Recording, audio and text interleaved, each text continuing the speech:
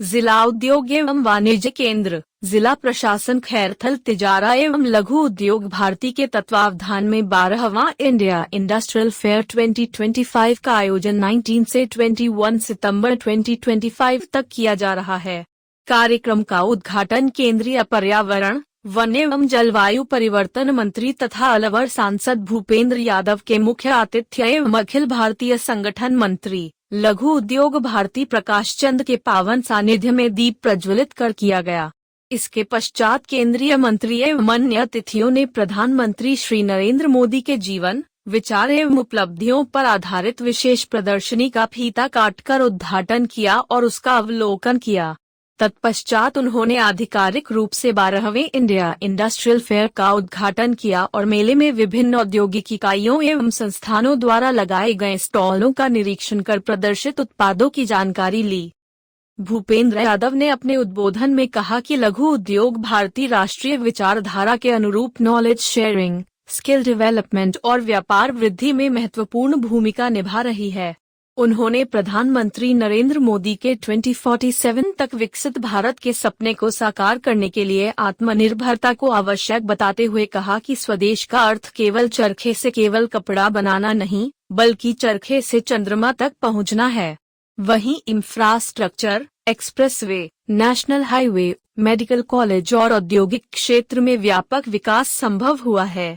भिवाड़ी के विकास हेतु एकीकृत एजेंसी भिवाड़ी डेवलपमेंट अथॉरिटी का गठन किया गया है, जो स्वच्छता एवं विकास के लिए समर्पित है।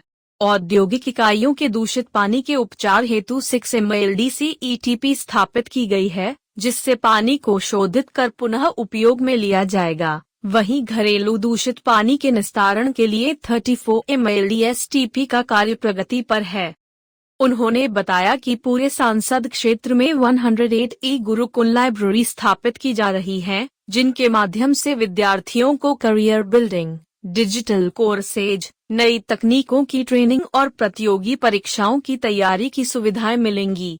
यह योजना राजस्थान समग्र शिक्षा अभियान के सहयोग से MOU के तहत चलाई जाएगी, जिसमें देश की प्रमुख डिजिटल कंपनियों के कोर्स उपलब्ध होंगे। इसके पश्चात अलवर सांसद भूपेंद्र यादव भिवाड़ी स्थित आइनॉक्स जेनेसिस मॉल पहुंचे, जहां उन्होंने डॉक्यूमेंट्री चलो जीते हैं की विशेष स्क्रीनिंग में हिस्सा लिया।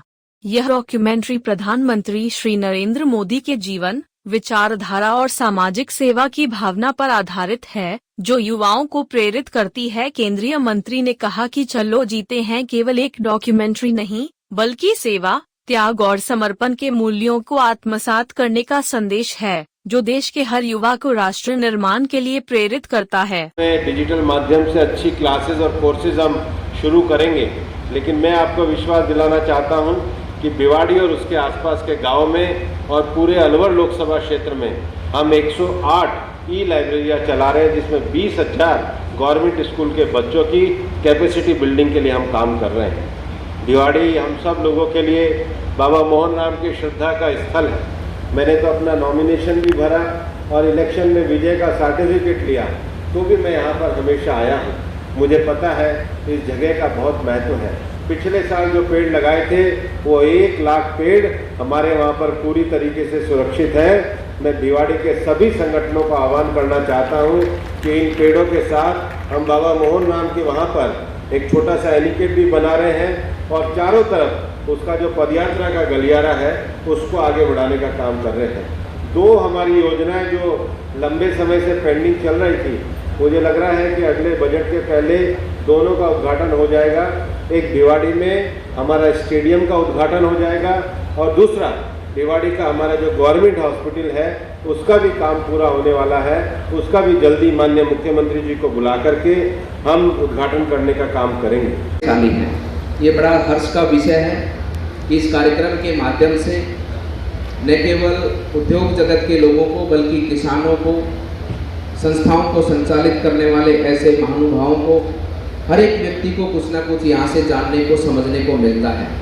मैं मानता हूँ कि इस फेयर के माध्यम से यहाँ पर जो एक आम घर में एक आम व्यक्ति अपने घर में जीवन को व्यापन करता है, उसको भी छोटी छोटी चीज़ों की आवश्यकता अपने घर के अंदर होती है।